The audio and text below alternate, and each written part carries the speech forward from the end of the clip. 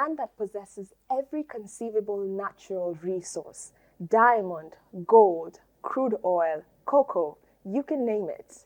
A continent endowed with a vibrant youth populace, so much hope, and so much promise. Today, we are joined with some of Ghana's promising youth to discuss Africa today. In 2019, African Union Heads of States proclaimed the 7th of July as African Integration Day, the tradition of which has been to commemorate various milestones and achievements days leading up to the day itself, hence the institution of African Integration Week. Afro Champions, a strategic partner of the African Union and a leading innovation enabler, accelerator, and private sector interface for continental governance institutions, will this year, under the auspices of the African Union, as it has done prior years, climax Africa Integration Week with Boma of Africa. The Boma is a festival of ideas and actions changing Africa in radical ways. In partnership with an array of Africa's foremost organizations, the curators of Boma 2022 have set up a colorful tapestry of debates, insightful discussions, and grand announcements of groundbreaking initiatives exemplifying the most inspirational milestones in African unity and integration. And of course, Africa's premier network for inspired and empowered living, Dominion TV, will be broadcasting live moments from now the live discussion of this prestigious event, Boma 2022. My name is Mark Atichogbi, and I'm here with Fiona Aching. And before we get into how colorful the Boma event might be, let's get on to a quick break and we'll be right back.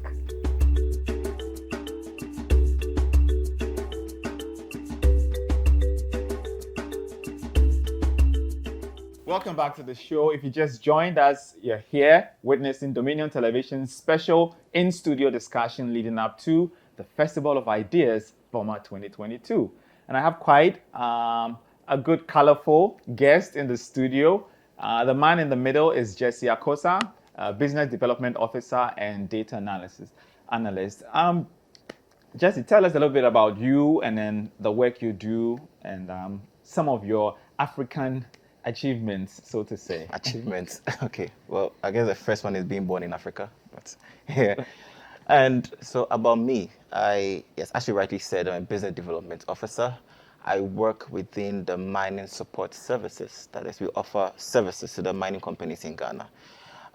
When I'm not working, what I do enjoy doing is engaging with the youth in Model UN conferences. So I've done that with people within Africa, in Europe, in Northern America. And the reason why that is to have a good understanding of our different mindsets on the same subject. And the whole aim is, with respect to Africa, to get people to think on a global level and not just on a local level. So that's great. That's great. That's great. On his right is Rita Nana Adwoa Arthur. She is a copywriter, she's a filmmaker, and also a creative consultant. Rita, welcome to the show. Thank you, Mark. Tell us a little bit about you. Like you said, I write. I like to refer to myself as a writer, storyteller, creator, because in the space I find myself in, I often wear different hats. So like you rightly said, filmmaking, I also do poetry, spoken word, that sort of thing. So yeah, I like to do as much as I can in the creative space. Great, great. And of course, to the left of Jessie is Akua Asante Afful. She's an artisan. Tell us a little bit about you and your art, Akua. Okay, so I'm partially into art and craft, and then I'm into shea butter as well. I work with epoxy resin wood. I create custom trays, jewelry boxes. I make vanity stands and what's not, customized for restaurants, hotels, etc. And then I'm into shea butter as well, black soap. Great. You know, we are promoting the made in Ghana. Great. Yeah, that's just about me. You know, my mom used to sell shea butter. You know, in Ghana we called it. Well, we still call it. As soon as we call it inkuto. I don't know if what shea butter is called in your country, but my mom used to sell shea butter. Fortunately or unfortunately, My big brothers will go with her to the streets to hawk and then sell these things while I stay at home and enjoy the money they bring home. The benefits of being the last born. Fiona? Well, speaking of the shea butter being called nkuto in your country, I think everybody watching this should probably tell us what you call shea butter in your country. And on that note, if you listen keenly, you realize that all our guests here are kind of doing something for themselves. They have some sort of independence with the business that they run. And that brings us to our first question that I was going to throw to the panelists, which is about independence within the African continent, for instance. And now that we're in Ghana, let's start with Ghana. Ghana was the first country in sub-Saharan Africa to gain independence, right? And so 65 years on, would you say the independence was good for the country, or would you have wished it was colonized a little bit longer? So did independence make us better, and to what extent? Politically, socially, culturally, and economically? Okay, so that's what I believe. Independence in its right is a good thing. We had to be self-reliant. It's important. And there are so many benefits to attribute to that. We gained recognition on the international front. So Ghana, being one of the first in sub-Saharan Africa to gain independence, started a domino effect across Africa. And now we had other countries gaining independence based on that. So it was important for a country such as Ghana to gain independence. How we have grown over the years, that is, I believe, is separate from the idea of independence. That has to do with leadership. Right. Now, how our leaders have treated our economy, our country as a whole, from then to now, is it could be better. Right. The best way to put it. So I want to know like the he's trying to better be part. polite. Yes, I know you're trying to be polite, but I want to know the better part. What do you mean when you say it could be better? What could have been better? Okay, so the same old corruption. We could have done without it, or at least not so much. We could have had stringent laws with respect to holding the government accountable. Okay. In handling our resources. We could have also done without the coup d'etats that we experienced as well. That was also a huge one. And there are other effects that happened. So let's say Ghana is poor. Whilst we are poor, we're having challenges with our economy, and then would have other external or macro events that will happen. Say there's a Great Depression or there's a recession. Now that will also affect Ghana. Now we need to go and take loans. Then we go to the IMF. When we go to the IMF, then they impose these stringent laws on us. And now so there are a series of events that happened probably because of one mistake. And looking at it from a bird's eye kind of view, you see that it's not just one thing, like a series of events that could have happened to make us a much better nation. So basically, the road has been very bumpy. That's what you're saying. 65 years later, it's still very bumpy. Nana and Kuya, I was engaging you on the same discussion before we got onto the show, and you said you actually wish most African countries, maybe Ghana for instance, was colonized just a little bit longer. So why would you say that? Okay, so I was just coming from one point of view, and that is the infrastructure development. Right. So I was comparing Ghana to South Africa because South Africa's independence got delayed.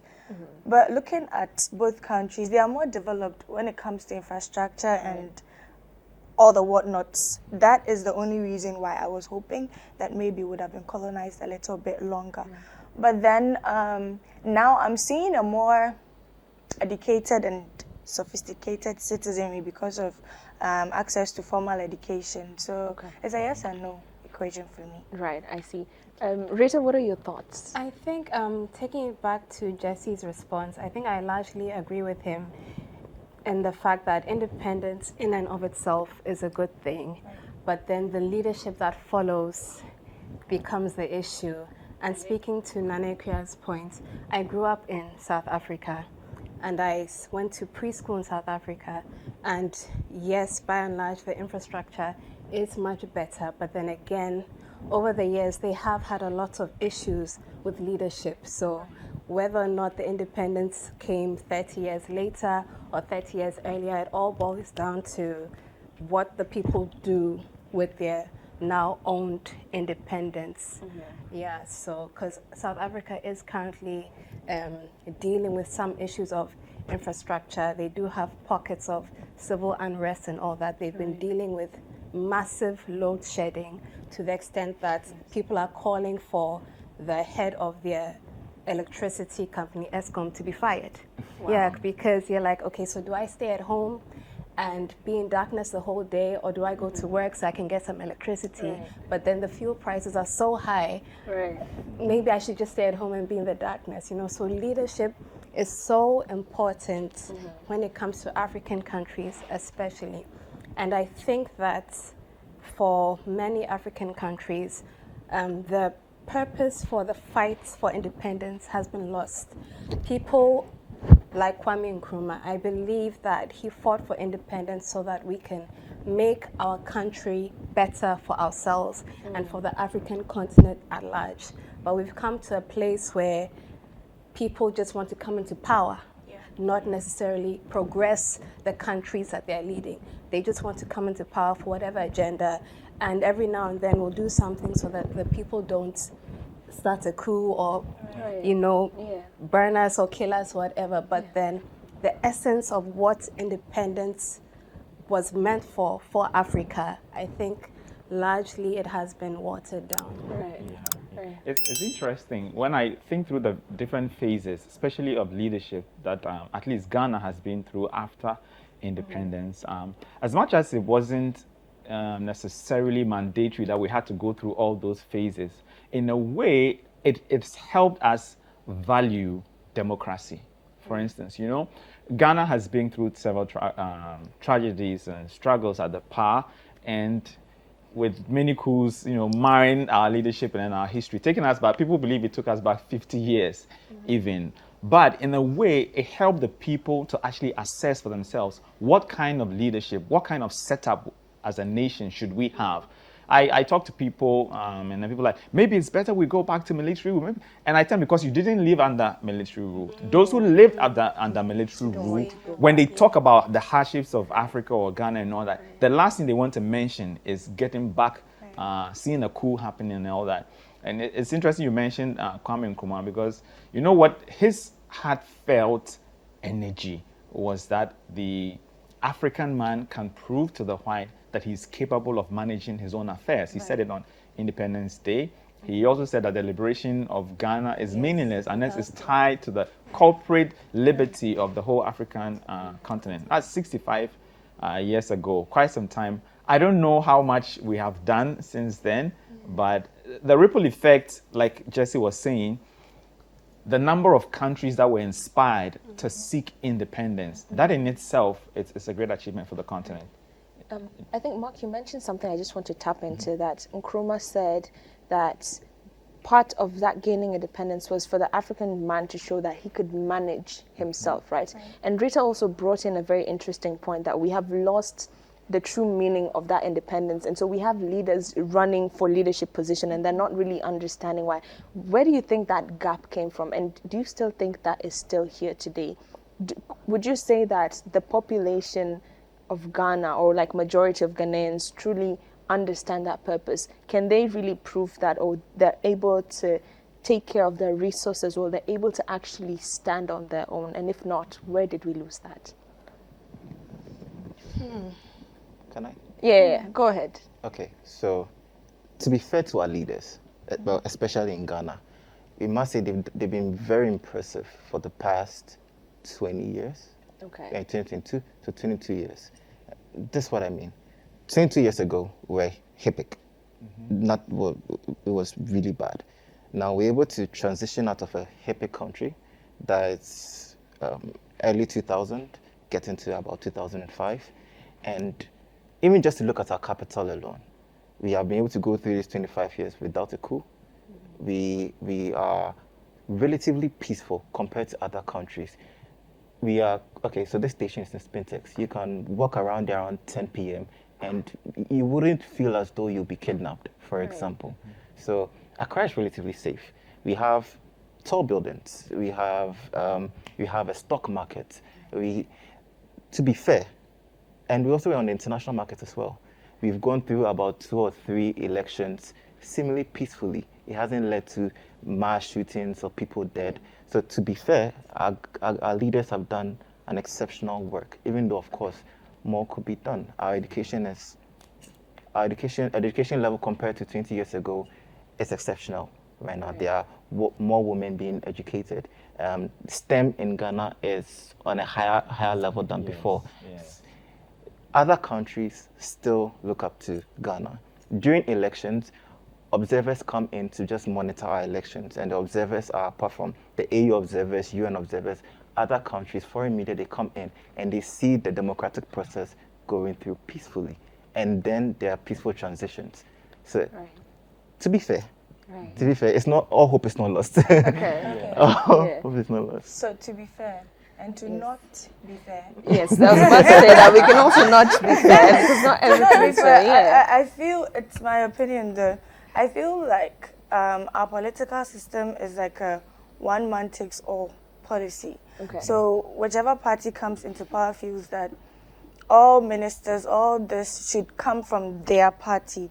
And society frowns on a politician who can't be flamboyant or can't provide or can't. So it's like a one-man takes all. When everybody comes into power, it's not really about the country. Everybody is trying to get what they can take before they leave power. Right. So I'm not going to. So the gap. So how did we miss it?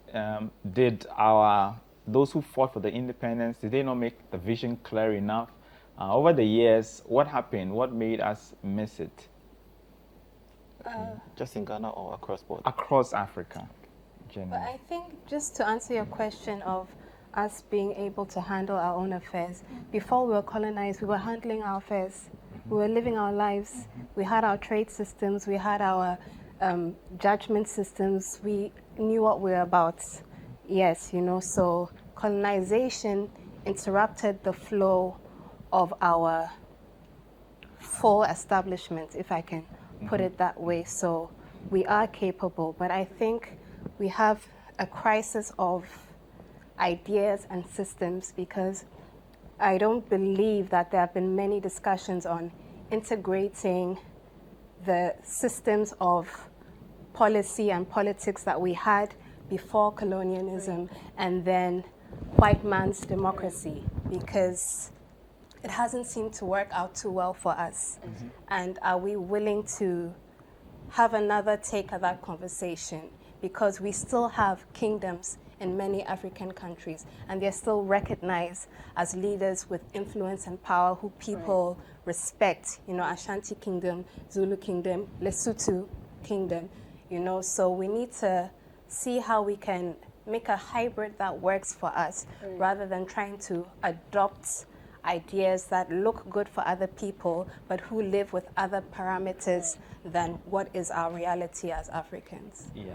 Let me take us back, probably not too far back as pre-colonial times, but let's say a decade ago, and I would love to have your respective views in your respective industries. 10 years ago, how was Africa? How was your industry's space within the African context, if you can speak on that, from the writers, from the filmmaker, from the poets, from the business front, from the craft and artistry. I mean, 10 years ago, let me just share this little joke. So 10 years ago, for me, my dad was a seaman, as we call them, electrical marine engineer. So he would be away, and then a neighbor will come and tell us, your father has called, and he will call again in 10 minutes time. So everybody needs to be, because in the whole community, they were the only ones with the telephone. So then we will get this call, and immediately we start dressing up.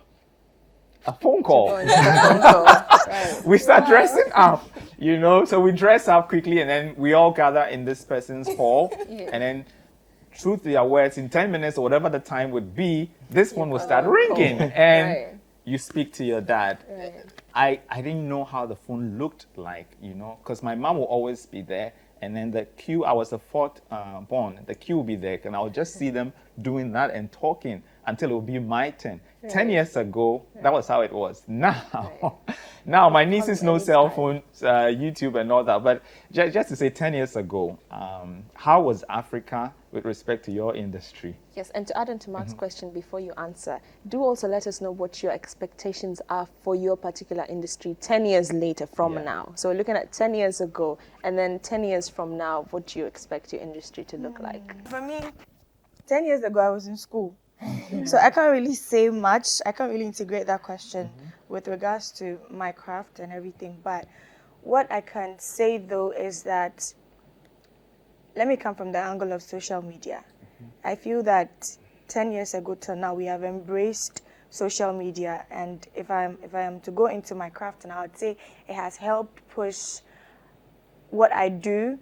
It has exposed it to the global market. You are able to reach people from Germany, US. You're able to put your product out there for people to see. We don't necessarily need a brick and mortar space to be able to have to reach our target audience now. So with regards to that, I feel that we have improved, which also in a bad way. I feel we have access to a lot of unfiltered information.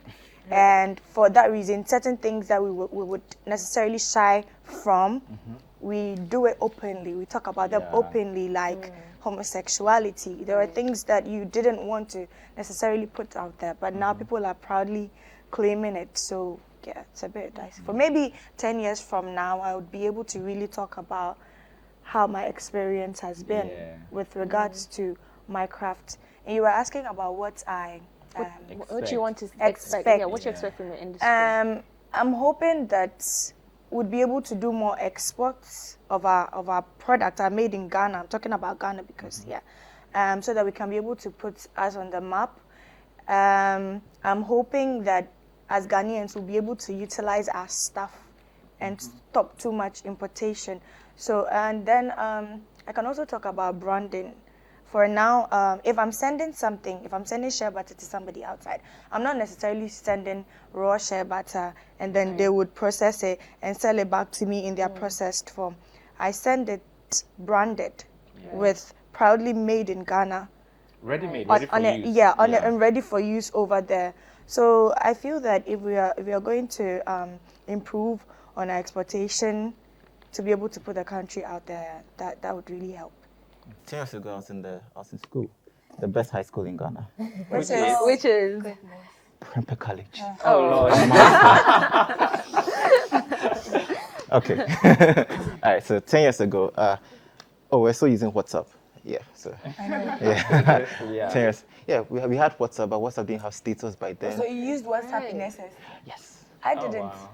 I see why you're saying it's the best school in Ghana. I didn't. And we're not allowed. So when I came home, that's when I used it. You were allowed to use it at home? At home, yes. Okay. Yes, but not I in thought school. you were putting yourself in the spotlight. So parents are watching, you know. No, not in school. Okay, so 10 years ago, the industry I'm in, it was still the same. So let's say the mining industry. Africa is still extractive. That means we are so caught in this raw material trap. Right. They still come for raw materials, and then they sell it back to us more expensive. So let's say our coffee 3-in-1, let's have coffee 3-in-1. It's more expensive than the coffee bean that we export out of Africa. Right. You understand? 10 years ago, cocoa prices were still determined by London. It still is. Ghana and Cote d'Ivoire tried to come together to sort of form a union because we produce most of the cocoa in the world, but that couldn't happen because... I still can't tell why that just couldn't happen, which would have been our best chance to actually have some authority to determine our own pricing. When I think about that, we can't get into that too long, I could explain to you how it's it a little... happened. Okay, go ahead. But it's to boil it down, it's about money. Right. It's all about money. Now, Wait, what about money? What about money? Okay. It's all about money. So the reason why Ghana and Cote d'Ivoire came together is to make sure that the cocoa farmers could earn more, because basically they're not really getting much out of it. Quite sad. And now, if we are going to determine prices, that means you can increase our prices. Now, the London futures market, that's where most of the trading of commodities happen. That's where our customers are. Most of the customers are centered over there. Now, that gives them the buyer's power. So they look at us and go like, okay, so if you're going to increase your prices, we're going to buy from somewhere else. So if they do not buy our cocoa, the government cannot pay the farmers the amount of money that they promised them. So now Cote d'Ivoire is like, okay, you know what?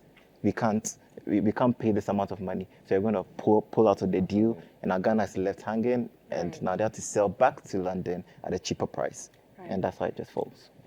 So then how differently do you expect this to play out 10 years later, before we get on to Rita?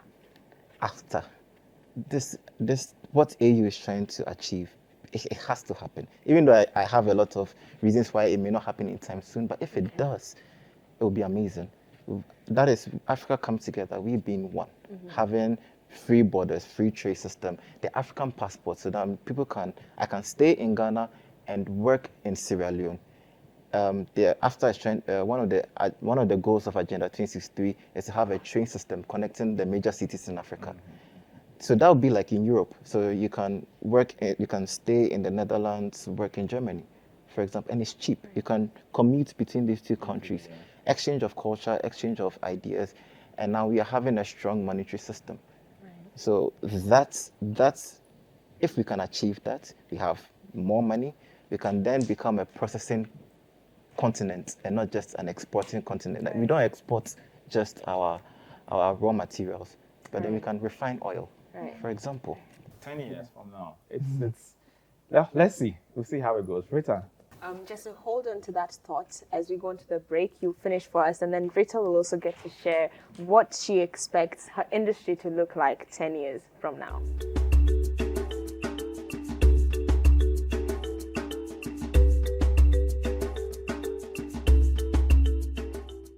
Welcome back from the break. If you just joined us, this is our in-studio panel discussion towards Boma 2022.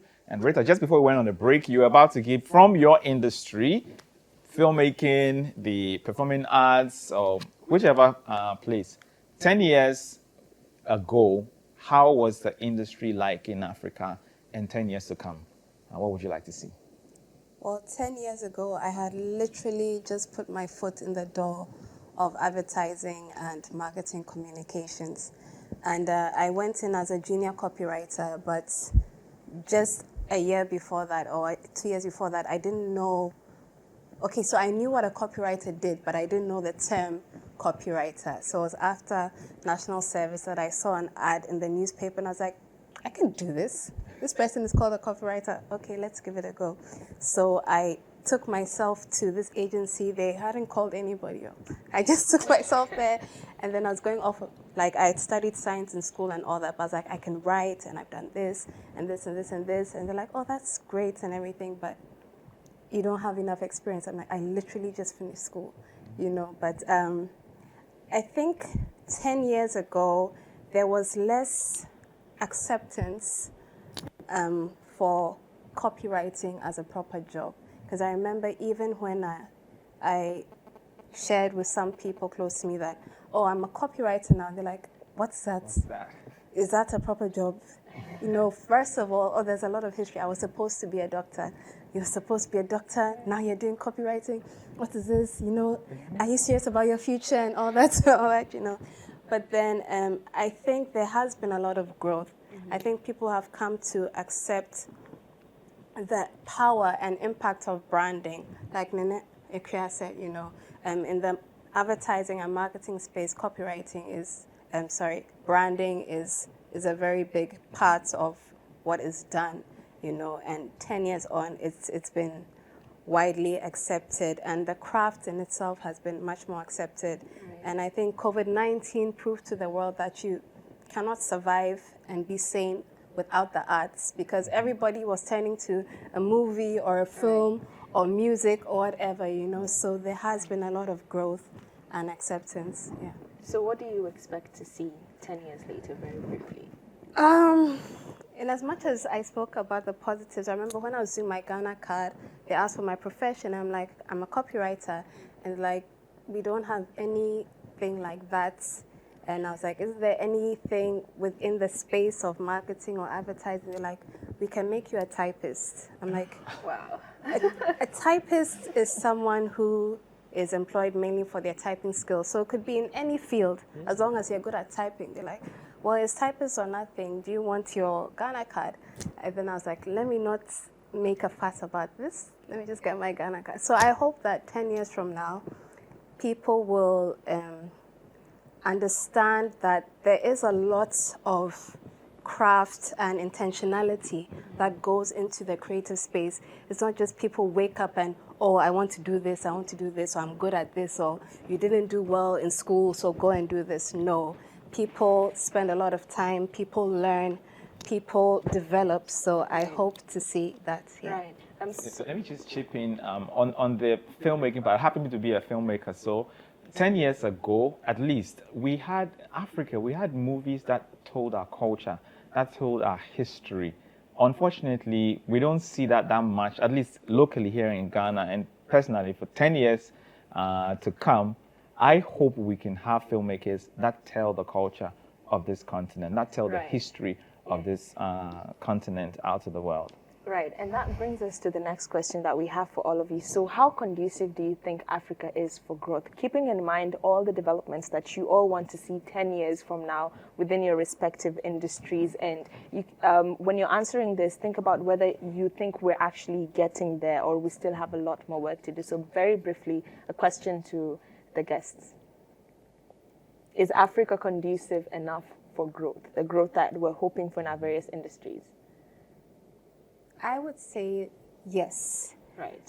Yes, to a very large extent, because there's so much cross-collaboration, not just across African countries, but across continents as well. You know, I can sit here in Accra, Ghana, and be working on a film project or documentary with someone in Germany, you know, because we know what everybody's role is. We set out the parameters, okay, we want footage of this, we want to cover stories like this, and then we share what we have, and then the work is done. So in that sense, yes, but then there is still a lot of improvements that can be made. So we can categorize that under the digital aspect of it. You know, we're kind of getting there. But what about politically? And then Akua will tell us about, like, economically, are we getting there? And is Africa conducive for it? Jessie. Okay, so politically, I'd say, yes, we have the youth. So it's possible. Just two factors. One, integrity. If there's a way we could instill that virtue in the young ones, because the older generation who we say they are corrupt, the corruption didn't start when they were older, it was when they were much younger. And then secondly, involvement in what's going on in Africa. So almost everybody know, at least I've heard about SDGs. So you know what the UN is trying to do, but not as much as Agenda 2063, which is African Union's version of SDGs. There aren't any. So based on the model UN activities I've been engaged in, we have a lot of Africans who are very much interested in diplomacy, interested in international relations, but then it's all focused on the UN. So what about Africa? And so there's a potential for us if only they can give more attention to us. Right. And Akua, what do you think? Is so it conducive I'm just going for to you? steal his word, and I agree that Africa does have potential. Ghana does have potential to a large extent. I feel that if we can invest in our own resources, if we can make use of our own product, and then he mentioned at a point that if we can become a processing country, process our own resources and then export those refined from Ghana outside, I think it would put us on the map. And then and then what else? I mean, basically, that's it. I had something else to say, but it escaped me. But yeah. We'd love to hear from you, the viewers, whether you think Africa is really conducive for growth. And we're going to go on a quick break. And when we come back, we have a very interesting question for our guests right before we close. Don't go away.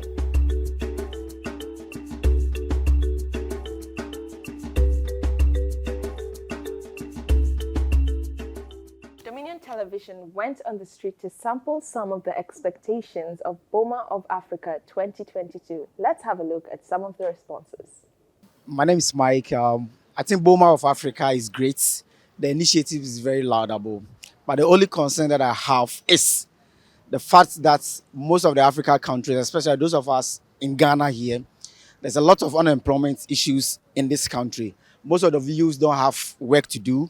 So I would love them to touch more and give us appropriate response as to how they'll be able to tackle unemployment in our country. My name is Nanayao, and I believe Boma of Africa is a very good initiative. But then, to really get something out of it, I believe they should really be touching on issues like corruption, especially in government agencies and offices. They should make sure they bring all leaders who mismanage and misuse funds to book to face it. And I believe that will be a great stepping stone for the development of Africa at large. Thank you.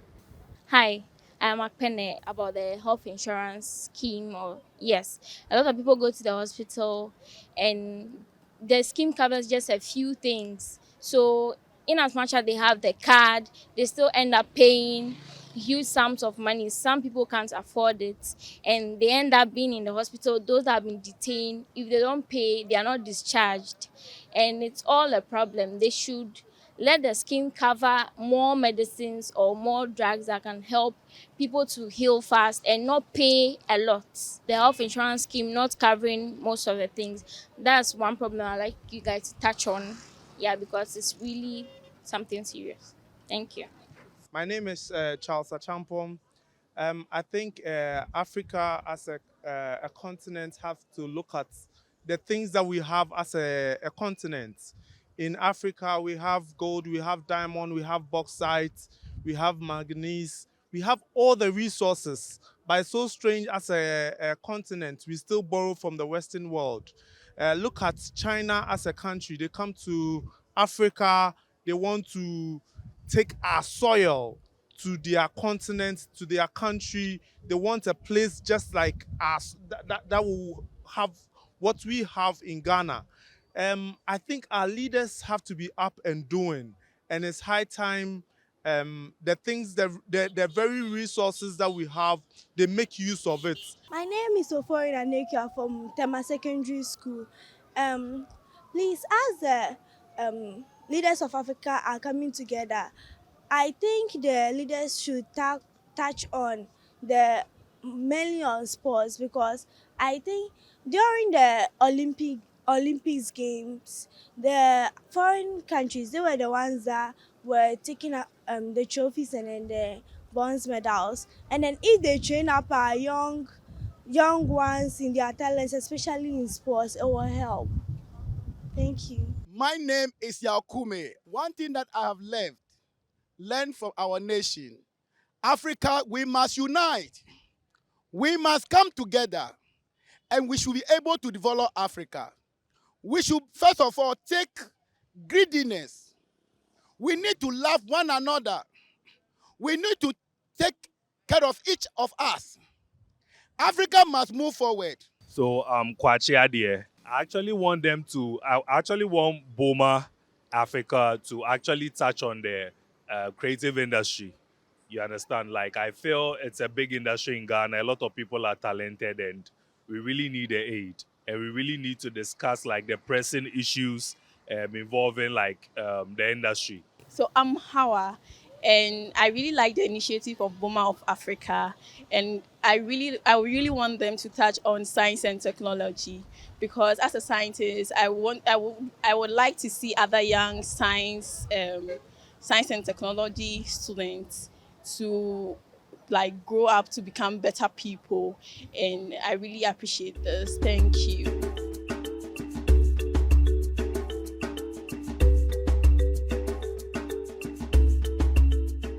Welcome back from the break. If you're just joining us, this is Dominion Television's special in-studio discussion towards Boma of Africa 2022, a festival of ideas. And we've had quite a discussion with our guests in studio. We've talked about our expectation for Africa. We've talked about the Africa we knew 10 years ago in the business world, in the craft world, in the filmmaking, the copywriting, the performing arts world. It's been lovely with our guests in studio, Jessie Nana Adwoa and Rita Arthur, and of course my co-host Fiona. We have one more question to go, which is, what do you celebrate about Africa? Generally, is it the foods, the clothing, Is it the way people act in street? I think Ghana, for instance, has a way of doing things without bounds in a good way, right? If you take food, for instance, I'm personally fascinated by Ghanaian food. That's one thing I celebrate about Ghana because I see Ghanaian food as a work of art, right? Take wache, for instance. Rita and I, we both love wache. Over jollof any day, right? Wache is basically a mix of rice, beans, spaghetti, fish, egg, because I'm Kenyan, right? And so whenever I have to explain to somebody else what wache is, it's like, oh, you're eating wache in Ghana, what is that? Then I say, well, it's basically a combination of rice, beans, spaghetti, fish, egg, avocado, relish, all sorts of things. You just get a lot of things. You put them together, you have your piece of art and you eat it. And that's basically every single food in Ghana. I stand to be corrected, but is it a lie? No. Yeah, it's a mix of a lot of different things, right? Mm-hmm. What else do you guys celebrate about Ghana? I think that's a very big question for Africa as a whole, and even for Ghana as a single country, because like you both said, there's so much to celebrate. Right. And growing up in South Africa, one thing I absolutely loved, I actually looked forward to watching adverts on TV because I'm like, how are they going to advertise this thing? Right. You'd expect them to advertise maybe scented flowers in one way, and they come from a completely different angle, and I'm like, that's just brilliant, absolutely brilliant. So the ingenuity, and not just in terms of advertising or presenting things, but then the way we live. Mm-hmm. I mean, aside from oppression and all that, Africans, Ghanaians will always find a way to make something work. Right. We don't have this, it doesn't matter. We'll make this work. We don't have that, it doesn't matter. We can make something happen with this. And I think, and as much as it's true of a lot of people who go without and struggle and all that, there's a way that Africans do it that inspires hope and that speaks to the triumphs of the human spirit that cannot be matched by anybody else in any place else. Right. Go Africa. What do you think? I celebrate what both of you said, but I also celebrate music. You celebrate music? Yes, okay. I celebrate our music. I celebrate our social network systems, which obliges us to be each other's keeper. There's a saying that a child is raised by the whole village. You're in a compound and you see your neighbor's child going the wrong way or doing the wrong thing. You feel you're obliged because in that moment you feel you're the child's parent. Mm-hmm. So we are united in that front, and I like that about Africa. Right. And of course our dances and our foods. Yes. You chose wache, but that's okay. Oh, which one would you choose? Acheke. Okay, well, that could come second on our list. That's pretty good. What about you, Jessie? With respect to food? No. What do you celebrate about Africa? You can start with the food. Yeah, we want to know where you stand since we're kind of having a food battle right now. Oh, with food? No. No. We kind of are. Okay, let's look at it this way. Mark and Nana are on the Acheke side. Acheke right? and Yeah, and we are on the Wache side. So pick a side. And pick well.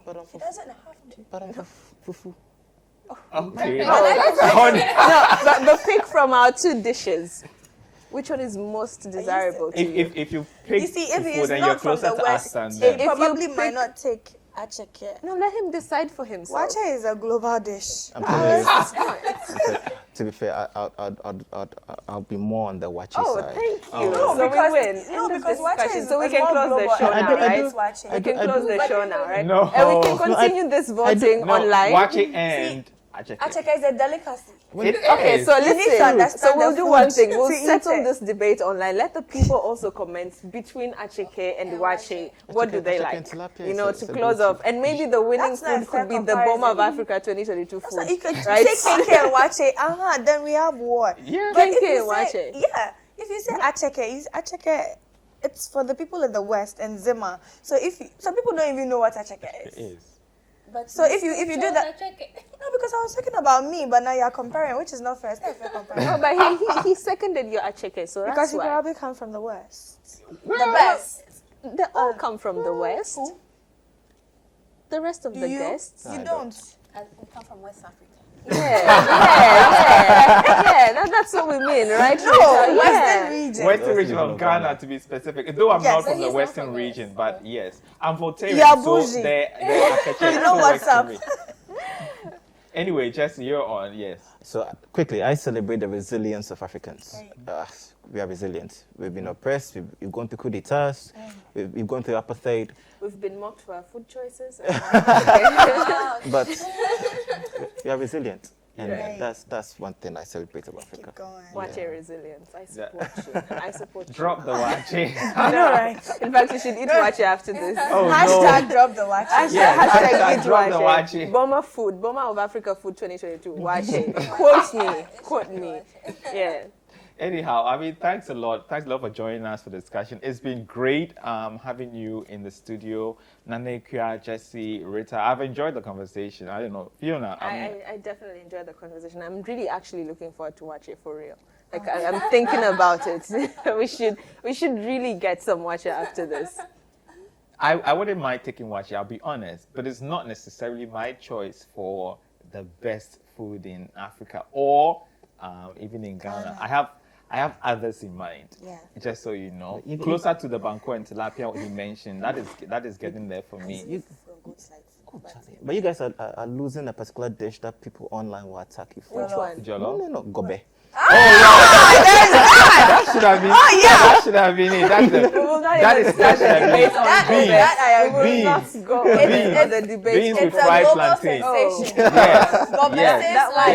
That one we will not It's go a into legend. it. If we start that one, we're moving on to Gobe it. saves lives. Yes. No, Trust Jesus saves lives. me. Jesus saves souls.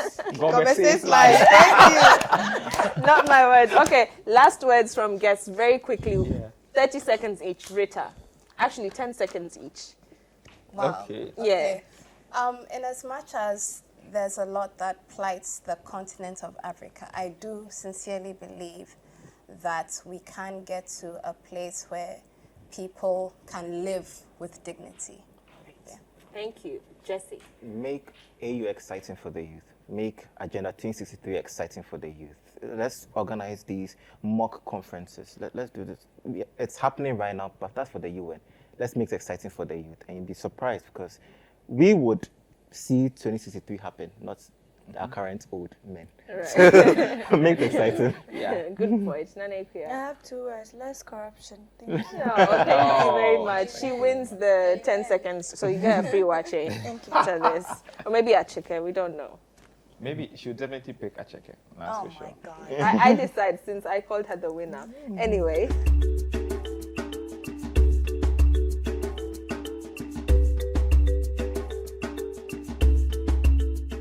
Well, ladies and gentlemen, there you have it. Our guests have shared very insightful views on our Africa today and made very clear the expectations of what Africa should be 10 years from now. Let's just hope it won't be a bumpy ride. Indeed, insightful discussion we've had here. Soon we'll be transitioning to the main event, the Gathering of Global Minds on Africa, Boma of Africa 2022. If you're watching us on YouTube, go ahead and tune in to Dominion Television on DSTV channel 352 or GoTV channel 168 and join the main discussion. And do visit us on our website at www.dominiontv.net for more inspired and empowered content. Until then, my name is Mark Atichogbi. And I am Fiona Echieng. Thank you for joining us for this broadcast.